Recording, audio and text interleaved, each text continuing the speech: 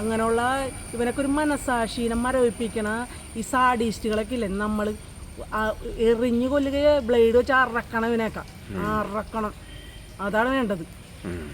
അതെ, ഈ മറ്റേ ഗുജറാത്തിലെ അഹമ്മദാബാദിൽ നടന്ന വിമാനാപകടം ഉണ്ടല്ലോ, അപകടത്തിൽ മരിച്ച രഞ്ജിതയുണ്ട്, മലയാളി.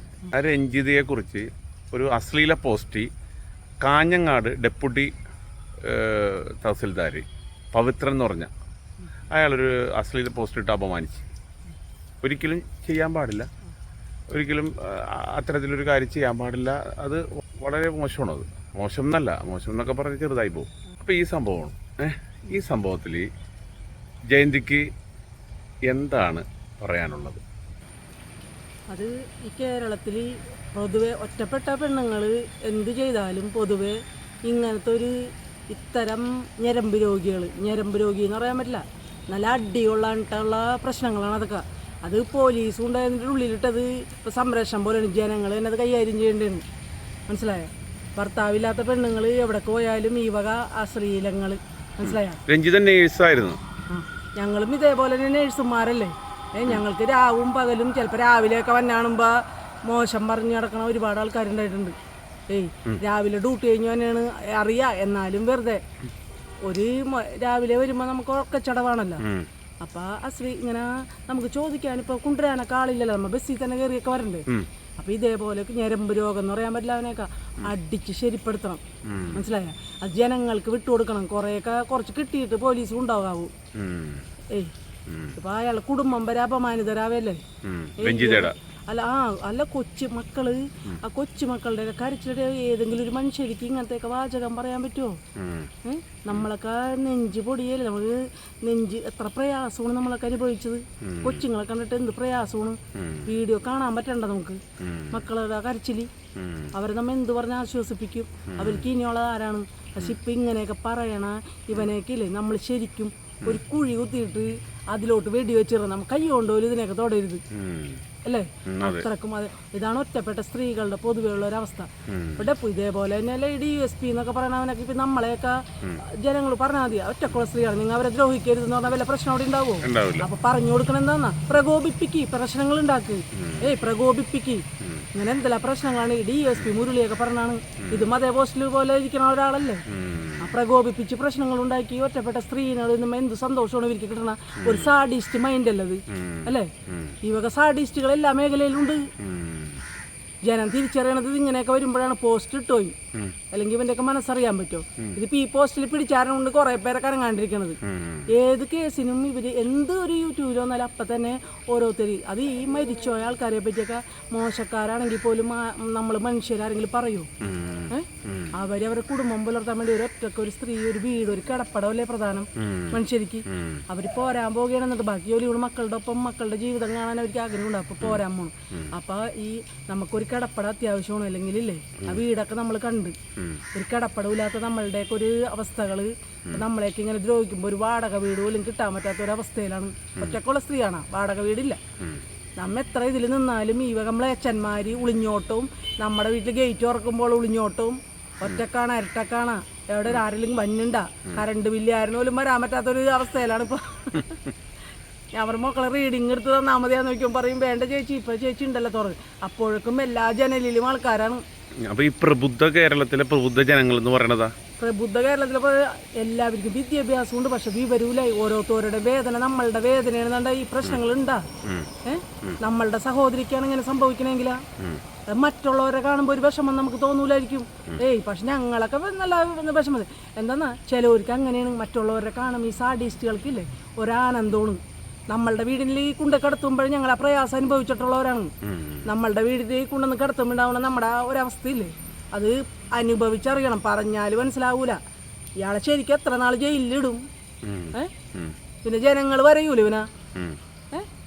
അപ്പൊ അത്ര മ്ലേച്ഛനല്ലേ ഇത്, മ്ലേച്ഛൻ. ഡെപ്യൂട്ടി തഹസിൽദാരാണ്. ആ ഡെപ്യൂട്ടി തഹസിൽദാരായാലും ഇത് സ്ഥാനങ്ങളിൽ ഇരുന്ന് ഇത്രയും വിദ്യാഭ്യാസമുള്ള ആൾക്കാർക്കൊക്കെ ഞാൻ പറയട്ടെ, അയാളും ഒരു ഗവൺമെന്റിന്റെ ശമ്പളം മേടിക്കണമാണ്. ഗവൺമെന്റിന്റെ ശമ്പളം മേടിക്കുക ജനങ്ങളുടെ ഇതല്ലേ. രഞ്ജിതയും ഗവൺമെന്റ്. അതെ. അപ്പൊ ഒരു പിയൂണാണെങ്കിൽ പോലും പോട്ടെ, ഒരു എന്നാൽ പോലും ജനങ്ങളോട് കടപ്പെട്ടേക്കണല്ലേ അങ്ങനെ പറയാനുള്ള. രഞ്ജിതയ്ക്ക് വേണമെങ്കിൽ ലീവ് എടുത്ത് പോകുന്നതിന് നിയമ തടസ്സമൊന്നുമില്ല, അതുകൊണ്ടാണ് അവർ പോയത്. അവരൊരു ഒപ്പിന് വേണ്ടി വന്നതുമാണ്. അതെ, അവർക്ക് കുടുംബം പുലർത്തണമല്ല, ഒരു കിടപ്പടം. ഇപ്പൊ സർവീസിൽ ഗവൺമെന്റ് നഴ്സുമാർക്ക് ശമ്പളമൊക്കെ കുട്ടികൾ നല്ല പഠിക്കണേ. അപ്പൊ അത് വിദ്യാഭ്യാസ ചെലവ്, അമ്മയുടെ മെഡിസിൻ്റെ ആവശ്യം, ഇതൊക്കെ ഓരോരുത്തർക്ക് പറഞ്ഞാൽ മനസ്സിലാവൂല. നമ്മ അനുഭവിക്കണം. അവര് നമുക്കൊരു കിടപ്പടം തലചായ്ക്കണ്ടേ. ഞാൻ പറഞ്ഞ പകലൊക്കെ നമുക്ക് എവിടെ നടക്കാം. കിടപ്പടമില്ലാണ്ട് ഒരു അവസ്ഥയിൽ ആ വീട് വീഴാറായിട്ട് നിൽക്കുന്ന വീടാണ്. കിടപ്പടമില്ലാത്ത അവസ്ഥയിൽ പെൺകുഞ്ഞ് വളർന്നു വന്നു. ഇന്ന് നമ്മൾ സുരക്ഷിതം എന്താണ്? ആ മോൻ നല്ല പക്വതയുള്ള മോനാണ്. രഞ്ജിതയുടെ സഹോദരീനെ സമാധാനിപ്പിക്കാൻ നമ്മളിൽ അത്രക്കും നമ്മൾ ആ കുഞ്ഞിന്റെ ആ ഒരു ഇത് കണ്ടിട്ട് നമ്മൾ വിഷമിക്കേ അല്ലേ. അങ്ങനെയുള്ള ഇവനൊക്കെ ഒരു മനസാക്ഷീനെ മരവിപ്പിക്കണ ഈ സാഡിസ്റ്റുകളൊക്കെ ഇല്ലേ, നമ്മൾ എറിഞ്ഞു കൊല്ലുക, ബ്ലേഡ് വെച്ച് അറക്കണം. ഇവനേക്ക അറക്കണം. അതാണ് വേണ്ടത്. അതാണ് അനുഭവിക്കുന്ന ആളായതുകൊണ്ടാണ് ഈ പറയണത്. ഒറ്റപ്പെടണോരാ, അവർക്ക് 2 കുട്ടികളുണ്ടെന്ന്. അപ്പൊ ഒറ്റപ്പെട്ട വേറെ ഒറ്റക്കായ പോലീസ് അറസ്റ്റ് ചെയ്തിട്ടുണ്ടല്ലോ. അറസ്റ്റ് ചെയ്ത് ഇവർ എത്ര നാൾ ഇയാളെ ജയിലിടും? ഇത് കഴിയുമ്പോൾ ഇയാളെ പുറത്തോട്ട് വിടൂലേ? അപ്പൊ ജനങ്ങൾ കൈകാര്യം ചെയ്തിട്ട് ഇതിനൊക്കെ നിയമത്തിന് വിട്ടുകൊടുത്തിട്ട് നിയമം എന്താ ചെയ്യണത്? പാവപ്പെട്ടവർ എന്തെങ്കിലും നിയമം ഉണ്ടോ? ഈ വക ആൾക്കാർക്ക് ഈ നിയമമോ അവന്റെ കാശ് കൊടുത്തൊക്കെ കോടതിയിൽ പല സ്ഥലത്തും പോകും. സുപ്രീം കോടതിയിൽ പോയി വേണമെങ്കിൽ ഈ നിയമം PSC വഴി എഴുതിയെന്ന് പറഞ്ഞിട്ട് സുപ്രീം കോടതിയിൽ പോയി നിയമനത്തിൽ വരും. ആ സൈസ് സാധനങ്ങളാണ്. ജനങ്ങളുടെ കണ്ണിൽ പൊടിയിടാന്നല്ല ഇതിനൊക്കെ ഇല്ലേ. ഇനി ആ പുറത്തിറങ്ങരുത് ഇതൊക്കെ. അവിടെ തന്നെ ഇട്ട് കുറ്റപത്രമൊക്കെ ഇതിനൊക്കെ വേഗം കൊടുക്ക്. പാവപ്പെട്ട സ്ത്രീകൾക്കൊക്കെ ഒരു കുറ്റപത്രം പെട്ടെന്ന് കൊടുക്കണ്ടല്ലോ. ഈ കുറ്റപത്രം വേഗം കൊടുക്ക്. ഇത്ര വേഗം തയ്യാറാക്കാൻ പറ്റുന്ന കുറ്റപത്രമാണ്. മനസ്സിലായ? കുറ്റപത്രമൊക്കെ കൊടുത്ത് ശിക്ഷ ഏൽക്കോട്ടെ. ഇനി ഇങ്ങനെ ചെയ്യണവരൊന്നും കുറ്റപത്രം കേസിന്റെ എണ്ണം നോക്കി ആ കേസ് എണ്ണം നോക്കിക്കൊണ്ട് അതിലെന്തെങ്കിലും കഴമ്പുണ്ടോ നോക്കണത്. ഒറ്റ കേസിൽ വന്നവരും വലിയ പ്രശ്നക്കാരാണ്. ഈ കോംപ്രമൈസ് ചെയ്ത് ഇതിനൊക്കെ ശ്രമിക്കും. മുകളിലൊക്കെ പിടിച്ച് ഇയാളെയൊക്കെ ഇറക്കി കഴിഞ്ഞാൽ ഇയാൾ മുകളിലൊക്കെ പിടിച്ച് പല കുതന്ത്രങ്ങളൊക്കെ. അപ്പൊ ഇതൊക്കെ മറക്കും.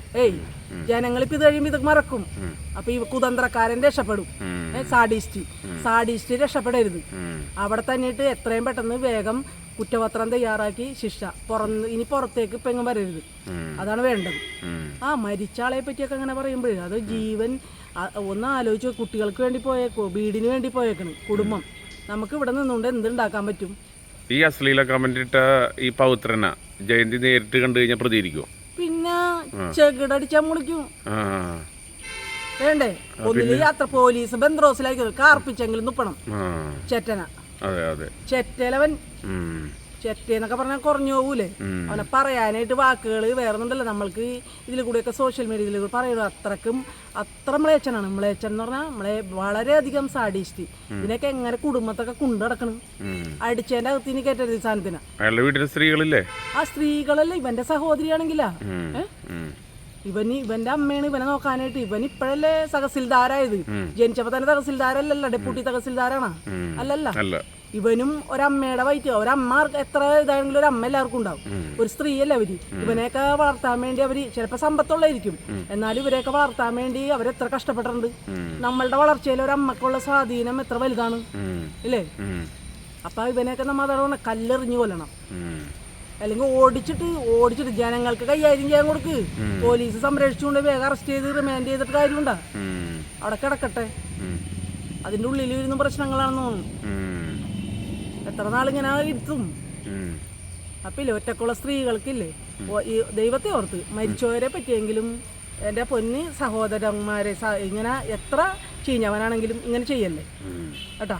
മരിച്ചവരെ പറ്റി അതുമല്ല കുടുംബത്തിന് വേണ്ടി അത്ര ചെറുപ്പത്തിൽ തുടങ്ങി. അവർ ഇത്രയും വയസ്സിനുള്ളിൽ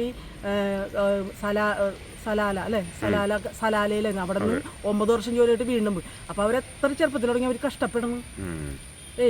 അപ്പൊ അത് മക്കള് നല്ല മക്കള് അല്ല പക്വതയുള്ള മോനായിട്ടല്ലേ അവൻ അനിയത്തിനെ ആശ്വസിപ്പിക്കണം അല്ലേ?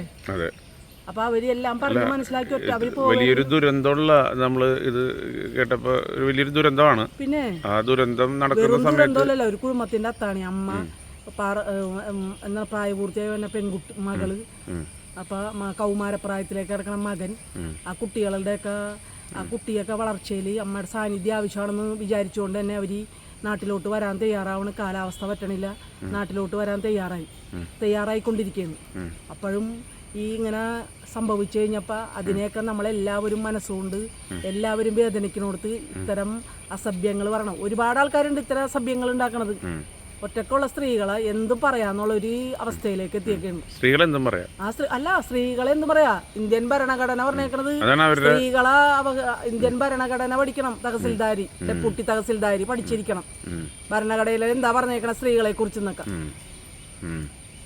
അല്ലെ. PSC ചോദ്യങ്ങളൊക്കെ ഇടണം. ഇതൊന്നും അറിയാണ്ട് ഇടക്കിടക്കൊക്കെ ട്രെയിനിങ്ങും കൊടുക്കണം. അല്ലാണ്ട് ഇതുങ്ങളൊക്കെ കസേരയിൽ കയറി ഇരിക്കുമ്പോൾ ഇത്രയും ഒറ്റക്കുള്ള സ്ത്രീക്ക് ഒരു സ്ഥലത്തും ജീവിക്കാൻ പറ്റില്ല. അത് മക്കളുണ്ടായാലും ശരി, ഒരാൾ കൂടിയില്ലേ നമ്മളെ ദ്രോഹിക്കലോട് എന്തും പറയാന്നുള്ളൊരു ഇതാണ്. എന്തും പറയാന്നുള്ള ഒരു അവസ്ഥയിലേക്ക് എത്തിയൊക്കെയാണ്. കുട്ടികളുള്ളവരും ഇല്ലാത്തവരും ഒറ്റക്കുള്ള സ്ത്രീകളായാലും ഒക്കെ മരിച്ചവരെയും പറയുന്നു. അല്ല, മരിച്ചവർക്ക് പോലും ഒരു സമാധാനം കൊടുക്കാത്ത, മരിച്ച ആൾക്ക് പോലും ഒരു ഇതിൽ ഒരു അവർക്ക് അവരാത്മാവിന് അവര് അപകടത്തിൽ മരിച്ചതാണ്. വലിയ ദുരന്തമാണ്. അതെ, ഒരു വലിയ ദുരന്തത്തിൽപ്പെട്ട് മരിച്ചാണ്. അപ്പൊ അതുകൊണ്ട് അവരുടെ എപ്പോഴും നമ്മൾക്ക് എല്ലാവർക്കും അത് കേട്ടപ്പോ തന്നെ നമ്മളുടെ ചങ്ക് തകരാണ് അല്ലേ. കുട്ടികളുടെ രോദനം കാണുമ്പോഴും സത്യം ഞാൻ മൊബൈലിൽ തുറന്നില്ല കേട്ടോ. എനിക്ക് ഒറ്റ പ്രാവശ്യം ഞാൻ കണ്ടു ഞാൻ മാനസികമായിട്ട് തകർന്നു പോവേ. കുഞ്ഞുങ്ങളുടെ അവസ്ഥ കണ്ടിട്ടേ നമ്മൾ അവരെയൊക്കെ എന്ത് പറഞ്ഞ് ആശ്വസിപ്പിക്കും. ആ അവസ്ഥയിൽ നിൽക്കുമ്പോഴാണ് ഈ ഡെപ്യൂട്ടി തഹസിൽദാരി ഇത്രയും അശ്ലീല കമന്റ് അല്ല, ഒരു സ്ത്രീത്വത്തിനെ അപമാനിക്കുന്ന മരിച്ച ഒരു സ്ത്രീനെ, അപകടത്തിൽ മരിച്ച ഒരു സ്ത്രീനെ അവർ ആത്മഹത്യ ഒന്നും ചെയ്തതല്ല, ഒരു അപകടത്തിൽ മരിച്ചതാണ്. അപ്പൊ നമ്മളെല്ലാവരും വേദനിക്കുകയാണ്, മനസ്സിലായോ. അപ്പൊ ആ അവസ്ഥയിൽ ഒരു സ്ത്രീകളെയൊക്കെ ഇങ്ങനെ ദൈവത്തെ ഓർത്ത് സഹോദരങ്ങൾ ആക്ഷേപിക്കരുത് കേട്ടാ. ഈ ഒരുത്തനാ ചെയ്ത് മറ്റുള്ളവരും ഇതൊരു മാതൃകയായിട്ട് എടുക്കരുത്. അതുകൊണ്ട് ഇയാളെ മാതൃകാപരമായിട്ട് ശിക്ഷിക്കണം. ഇയാളെ ജാമ്യത്തിൽ വിടരുത്. ഇയാളെ അവിടെ ഇട്ടുകൊണ്ട് തന്നെ കുറ്റപത്രം തയ്യാറാക്കി എത്രയും വേണ്ട. അതാണ് ഈ കാണിച്ച മിടുക്കിൽ ഉദ്യോഗസ്ഥന്മാർ ചെയ്യേണ്ടത് കേട്ടാ. സർവീസിൽ ഇനി സുപ്രീം കോടതി പോയാലും തിരിച്ചെടുക്കരുത്. പല ആൾക്കാർ സുപ്രീം കോടതി പോയിട്ടൊക്കെ തിരിച്ചു കയറണവരൊക്കെ ഉണ്ട്. അതുപോലും ചെയ്യരുത്. ഇപ്പൊ തൽക്കാല ഒരു ഇതായിട്ട് കാണരുത് ഇതിനെ. ഇതേപോലെ ഓരോരുത്തർക്ക് ഒരു പാഠമായിരിക്കണം. എന്താ ഞങ്ങളുടെ ഫസ്റ്റ് കേസാണ്, ഞങ്ങൾ ആദ്യത്തെ കേസാണ്, ഇതുവരെ ഇല്ല എന്നൊക്കെ പറഞ്ഞ് വലിയ വക്കീലുമാരൊക്കെ ഓരോ കയറി നിന്ന് പറഞ്ഞ് ജാമ്യം കിട്ടരുത്. അപ്പൊ ആരും ഹാജരാവരുത്. അയാൾ തന്നെ അവിടെ നിൽക്കട്ടെ, ആരും കോടതിയിൽ ഇതിനു വേണ്ടി ഹാജരാവരുത്. അയാൾ തന്നെ വേഗം പോലീസ് കുറ്റപത്രം, കലക്ടർ അതിനുള്ള മിടുക്ക് കാണിക്കണം. ഞങ്ങൾ സാധാരണക്കാരുടെ ആളാണ് കലക്ടർ സാധാരണക്കാരുടെ ഒപ്പം നിൽക്കണം. പിന്നെ എത്രയും പെട്ടെന്ന് ഈ വീടില്ലാത്ത അതേപോലെ ഞങ്ങൾക്കൊക്കെ, ഞാൻ ലൈഫ് പദ്ധതിയിൽ എൻ്റെ ഇതിൽ 9ാം സ്ഥാനത്ത് കിടക്കുന്നു. വാടക വീട് പോലും കിട്ടണില്ല. പിന്നെ അശ്ലീലങ്ങളും പ്രശ്നങ്ങളും എവിടെ ചെന്നാലും ഈ ദ്രോഹം, ഇത്രയും ഇതായിട്ടുള്ള കാര്യങ്ങൾ ആക്ഷേപിക്കണം ഒരുത്തന്മാർ എത്ര ഇവിടെ അല്ലാണ്ടുണ്ടെന്ന് അറിയാമോ. പുറത്തോട്ട് നടക്കാൻ പോലും പറ്റാത്ത അവസ്ഥയാണ് നമുക്കില്ല. വെളുപ്പിനോലും നമ്മൾ നടക്കാൻ വരെ പേടിക്കണം, ജോലി കഴിഞ്ഞ് വരാൻ പേടിക്കണം. രാത്രി നമ്മ പറയൂല എല്ലാം ഇതായി അല്ലെ, സ്ത്രീകൾക്ക് സുരക്ഷ ഏറ്റവും സുരക്ഷിതയില്ലാത്ത ആളാണ് ഞാൻ. ശല്യം ഒറ്റക്കാണെന്ന് അറിയുമ്പോ ഗേറ്റിന്റെ ഒക്കെ വാട്ടർ അതോറിറ്റിയിലെ റീഡിങ് എടുക്കാൻ വെക്കണം. KSEB-കാരനൊക്കെ വരാൻ പറ്റണ്ട, ഒരാൾക്കും വരാൻ പറ്റാത്ത ഒരു സിറ്റുവേഷനിൽ വാടകക്കാരെന്തെങ്കിലും പറയുമ്പോഴേക്കും മയിലെന്തറുത്താരി അപ്പോഴേക്കും പറഞ്ഞു കൊടുക്കൂലേ. അപ്പൊ നമ്മളെ ഒറ്റക്കുള്ളവരെപ്പോഴും ഞങ്ങളൊക്കെ സമൂഹത്തിനെ മാനിച്ചുകൊണ്ടിരിക്കണം. അപ്പോൾ എന്തെങ്കിലും ഭാഗത്തുണ്ടെങ്കിൽ നമുക്ക് അവർക്ക് നമ്മളോട് ചോദിക്കാം, അല്ലാതെ നമ്മളെയൊക്കെ ഇങ്ങനെ ബുദ്ധിമുട്ടിക്കരുത് കേട്ടോ. അത്ര നല്ലൊരു സ്ത്രീയാണ്, അത്ര കുടുംബത്തിന് വേണ്ടി മക്കൾക്ക് വേണ്ടി കഷ്ടപ്പെട്ട ഒരു സ്ത്രീയാണ്. അവരുടെ ഇതിൽ നമ്മൾ എല്ലാവരും കേട്ടോ, ഇനിയും ആ മക്കളുടെ കാര്യങ്ങളായാലും എല്ലാവരും നമ്മളുടെ മക്കളെ പോലെ അവർക്ക് സ്വന്തം ഇതിൽ അവർക്ക് അതിന് പ്രാപ്തി കൊടുത്ത് അവർ നല്ല രീതിയിൽ മുന്നോട്ട് പോകാൻ നമ്മളുടെ മക്കൾക്ക് പ്രാർത്ഥിക്കണ പോലെ തന്നെ നമ്മൾ അവർക്കും കൂടി വേണ്ടി നമ്മൾ പ്രാർത്ഥിക്കണം. ഇതേപോലെ പല മക്കളുണ്ട്, അതേപോലെ നമ്മളുടെ മക്കളുടെ ഒപ്പം തന്നെ അവർക്കും കൂടി ഒരു പ്രാർത്ഥന എല്ലാവർക്കും എപ്പോഴും എല്ലാവരുടെ കൂടി ഉണ്ടാവണം കേട്ടോ.